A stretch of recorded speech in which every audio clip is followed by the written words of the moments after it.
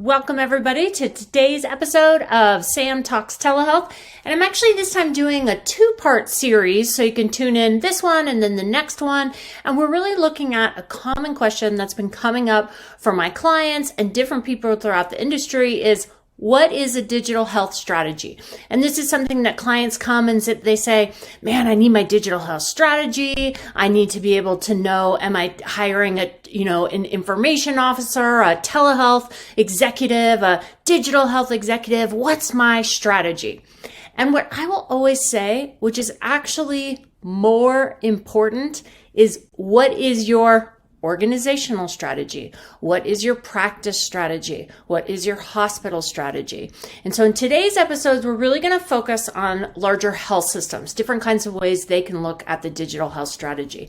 And the reason the question is more important than what's my digital health strategy is what is my strategy is because just like we always talk about on this podcast is telehealth, virtual care, whatever you want to nomenclature you want to give it, digital health is only a tool to deliver clinical care. It is not a unique and distinct clinical service.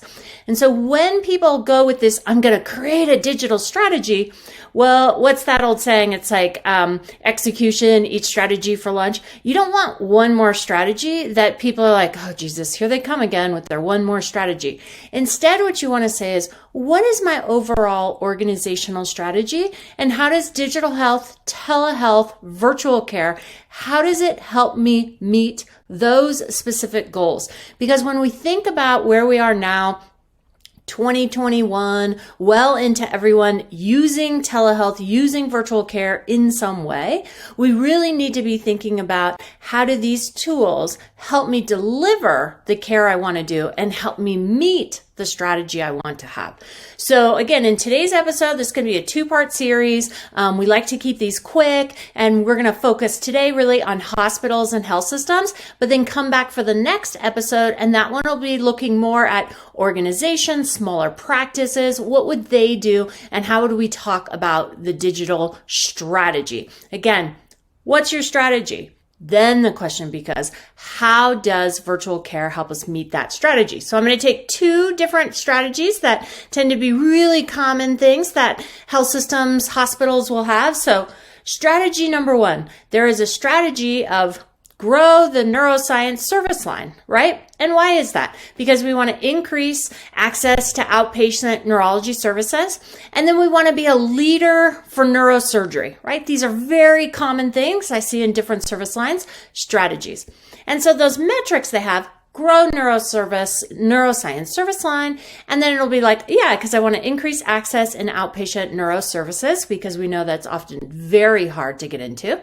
And I want to be a regional leader for neurosurgery. So I look at that right away and I say, how can digital health, how can virtual care support that strategic goal? Okay. How can it support that strategic goal? So let's take the example of I want to increase access to neurology outpatient services. And the reality there is e-visits. So if we think about e-visits, the current definition we have out there, or e-visits, would be email algorithms. This could be a question set that's sent out to someone. This could be actually a place in primary care. Someone might go to your website and it says, oh, do you have a rash? Or do you have this or that? Hey, do you want to do an e-visit? It's like, I'm going to ask you these 10, 15, 40, who knows, questions. And that algorithm question set is going to give me enough information to then be able to give you some kind of diagnosis. So things I've actually implemented with my clients before, e-visits for stable follow-up epileptic and MS patients. So here you would actually create an e-visit question set that really matches what you ask when you come into practice. So oftentimes if you sit down with the neurologist and you say, hey, what do you ask when they come in for XYZ? Of course, there's variety. All you clinicians out there, don't be worried. I don't understand the clinical variety, but for the most part, you're going to be like, yeah, I check this and that. And if they say yes to this, then I go this and right? It's somewhat of an algorithm that you're asking. So you can create a question set to manage your stable patients remotely. And then what you can actually do is automate the EMR to notify those stable patients on the frequency that you would normally see them in person. Or if in the beginning you're a little nervous of like, well, I want to make sure I'm still giving them really top quality care and I'm not missing anything, you might increase that frequency a little bit. So you've got an automated system that's actually going out to do ongoing chronic care management, right? I know they're stable. I know they're in good shape. I know normally I want to see them every X number of months to be able to check on them. So instead, now we automate the EMR to send them that e-visit, and then they can actually answer all those questions. And you've already worked with the neurologist. You're always working with a specialized epileptologist, love that name, and then an MS neurologist, and you're building these question sets. From there, once that you've automated it to go out and ask them, and then once that comes back in, there's an in-basket messaging that's handled in a way that can either be only to that epileptologist. It could be that it comes to advanced practice first, and then a physician reviews it if anything's different. Again, it depends on how large your system is and what your kind of resources are. And from there, if the condition has changed, you can then offer that patient a video visit or an in-person visit for your next available. You can also, if everything's stable, everything's the same, you're not concerned about seeing them again or in that context more, you don't need any further care, you can do an e-prescribed refill straight into the EMR, straight from the EMR. What's important here is when we think about some of our different disease states, and we take neurology, we have plenty of chronic disease within neurology that you are stable, but we need to see you and need to make sure. So how about instead, we build this e-visit workflow. The great thing is, let's say you have, I'm just gonna make up a number. Let's say you have 20 epileptic stable patients that you see every month that come into the practice. Even if that visit is only 15 minutes, which it unlikely is in neurology because you're going to be talking about lots of different things, you can really decant that and make that an e-visit. Clinically viable, something I've done with clients before. So that's one way. So now instead of saying, what's my digital strategy? What we said was, I have a strategy of grow neuroscience service line, and I want to increase access to outpatient neurology. And I know that I have a lot of chronic disease neuro patients. And if I know that my stable epileptic and MS patients can do an e-visit, an email algorithm, then there may be a certain percentage that I won't need to see in the practice in person unless their status changes. Okay, another way you can do this is actually set up your EMR scheduling that maps chief complaints to the acceptable appointment type. Right? Crazy. So think about it this way. It supports the schedulers in, for example, you have, I'm going to go over different things. So like it would be the right patient, the right tool with the right kind of provider. So for example, you can have phone calls, emails, video, in person. So let's take a few examples. New MS diagnosis, new patient, that always equals in person. That means when that scheduler comes up, the EMR's already been designed in a way that's told them, oh, new MS, new patient, we must see them in person. Stable follow-up MS patient for a routine checkup equals e-visit. So when someone calls for that, the first thing that scheduler is able to do is say, oh my gosh, Mr. Jones, I'm so glad you called. We've got this great new service. It's called an e-visit. It will save you the time from even coming into the clinic, and you'll have answer the questions that you would normally, talk to the doctor about, those ones you always answer. Instead, we'll do that for a quick email. Doesn't that sound great? So great option. Another example, stable follow-up patient med check. Now on this, you may have telephone or video because you're like, I don't want this to be email only. I definitely might want to talk to them on the phone. Or if they really want that one-to-one, or I'm not really sure, I might want to lay eyes on them, let's do a video. You could have new dementia patient with the caregiver. Now that for you could be video or in person. And some of you might be going, Sam, I don't want a new patient through video. Well, a dementia patient with a caregiver, if you're not doing a physical exam, for that caregiver, that video visit may actually be a better way to have that for you.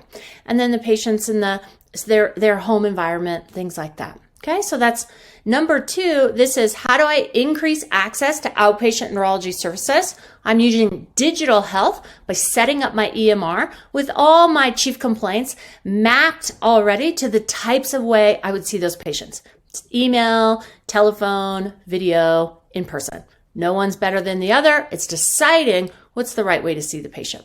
Okay, number 3. I want to create an e-consult service for primary care to neurology. One thing we know about specialties such as neurology, endo, psych, right? They get a lot of referrals because in primary care, depending on what your comfort level is with the specific disease states, you're like, I got to send that to neurology. I'm not sure. An e-consult is a service paid for by CMS, full reimbursement, and by all private payers that, and Medicaid, not necessarily, but private payers, Medicare, that is a doc-to-doc conversation. So your specialist to primary care, your advanced practice to psychology, like these different, are we getting a consultation? Think of your curbside consult, but electronically. And here you can actually, again, design a workflow. So we might decide that all abnormal MRIs, I want an e-consult on before you refer that patient to me from primary care, because that's a very normal one that neurologists say, if I could just have told primary care abnormal MRI, it was fine. I would have told them to do this, that, or the other, or I would have just told them it was fine.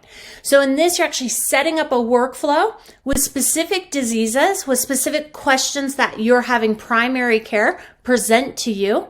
And then you're able to answer it. This is the initial back and forth does not have to be in real time, depending on what you're coding for. If you're going for reimbursement, then there does have to be a phone call between the docs to get the highest level of reimbursement.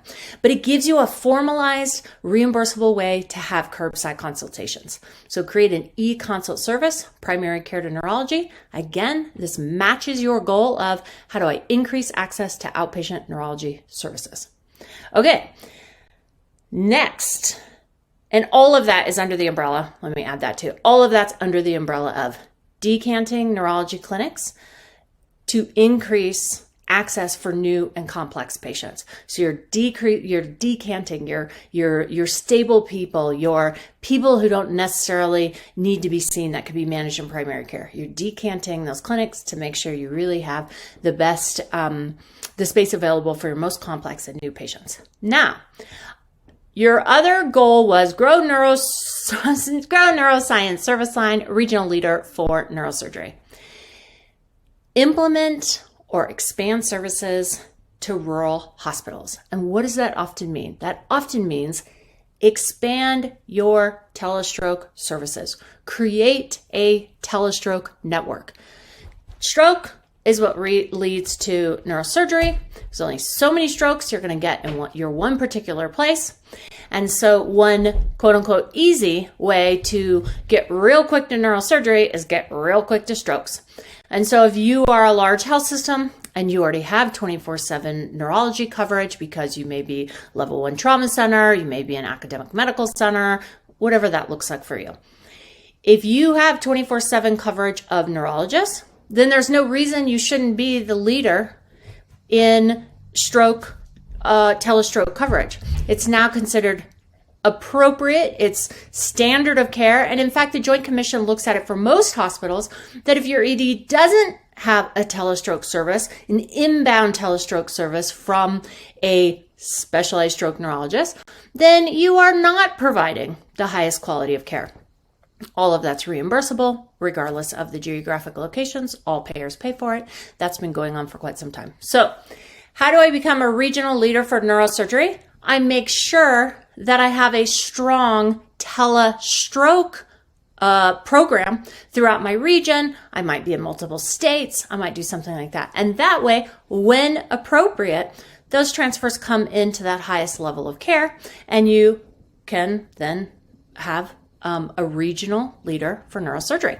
So that is an example. Strategy number 1, grow neuro service line. And when I think about then what's my digital health strategy, my digital health strategy is supporting it. So I might want to have like the best digital health, but the best digital health is only going to be adopted by my organization and only going to be really used if It is feeding my larger strategy. Everybody's strategic out, everybody. It's like one more strategy, one more administrator rolling in here with their big strategic idea, one more business development person with their big strategic idea. Let's instead say, hey, we have this overarching strategy. We have a great tool called digital health, virtual care, telemedicine. And by doing these specific things, we will be able to meet this strategy. And so they're not separate. They're the same. Digital health strategy really just supports the strategy you're doing. Let me give you one more example. Okay, reduce surgical site infections. Everybody wants that, right? Everybody's like, I need to reduce that. Unless you're already in the top tier, lots of people have surgical site infection issues. And we want to reduce them, right? No good. So usually you'll see two metrics like this. If my strategy number 2 is reduce surgical site infections, then I have a metric like increase CHG pre-surgical bathing compliance, right? Super important. And I'm going to increase 24/7, 24-hour, and 72-hour post-op checks. Well, I look at that and then I say, can digital health, can virtual care, can telemedicine help support my strategy of reduced surgical site infections? I know I need to increase CHG pre-surgical bathing compliance. I know I need to also increase my 24-hour and 72-hour post-op checks. So, well, how can I do that using digital health tools? Well, number 1, you could create multimedia patient tools, like with the CHG instructions. You can have a short video, like a minute. Wash here, do this at this time. You could have a written brochure in English and in Spanish and in whatever languages are very prevalent in your area that patient could access online. That patient could be texted that patient could be emailed that. You could then have something they click to confirm they understood and watched it. As opposed to saying, hey, you have to come in here. I'm going to talk to you about scrubbing on yourself. And then I'm going to hand you some piece of paper, and I hope that works out for you. You could text reminders to them to take the CHG baths. You could text them reminders that, hey, take it 1 day, 2 day prior, and the day of surgery, right? Whatever the protocol is, get a text reminder like, oh man, that's that hospital again telling me to get my CHG bath. But that would help, man. Everyone's got their phone in their hands. You could also provide video visits for your pre-surgical that doesn't require any tests or any hands-on things. So again, instead of saying, come into the clinic, let me explain all this stuff to you, that could be a video visit. How easy is that, right? And let's not forget, during the pandemic, some of you were probably doing that anyway. So let's just keep it up, right? Make it easy. You could also, so those are ones, increase CHG, surgical, bathing compliance. Those are ways to do it using digital health tools. Number 2, how do I increase 24-hour, 72-hour post-op checks? You could create a post-op surgical e-visit questionnaire that you automate within the EMR, and you notify the patients to complete the questions and submit 24 hours and 72 hours post-op. And so that e-visit would again go into a provider pool that could be reviewed by the providers. And if they needed to, so the questions could be like, do you have a fever? Is it, pink? Whatever is your wound this? Is it that? Asking them the questions, these same things that you ask them or observe in them when they come in. Instead, you put this into an e-visit workflow. And then if you do need to see more, you can schedule them for a video visit or an in-person.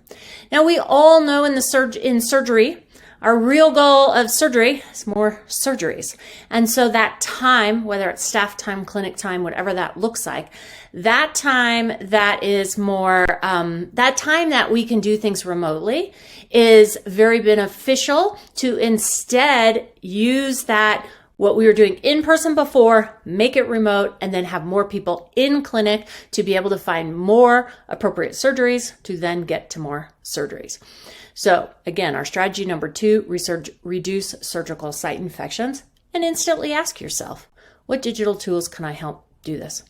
And so if we think of this as an overall digital health strategy, our overall digital health strategy would be create more e-visits to support our organizational strategy of increase outpatient access to neurology and decrease surgical site infections.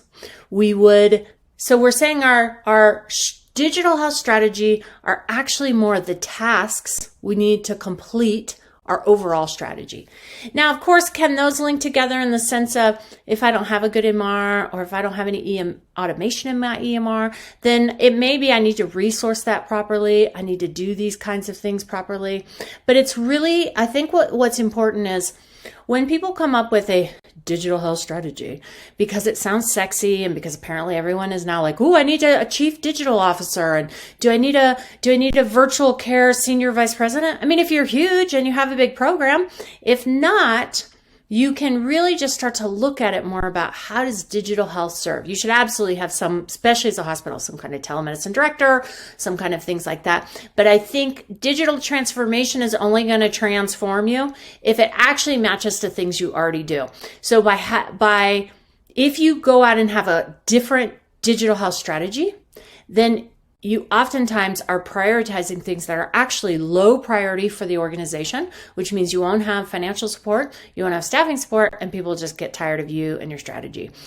Look at it the other way. Don't ask yourself, what's my digital health strategy? Ask yourself, what's my strategy? And how can my digital health, virtual care, and telemedicine support my strategies? So with that, everybody, that's our episode today for Sam Talks Telehealth. Don't forget, give us a like, give us a comment. Let me know your feedback. Let me know, for those of you out there who love the strategy, what did you think about that? Let me know.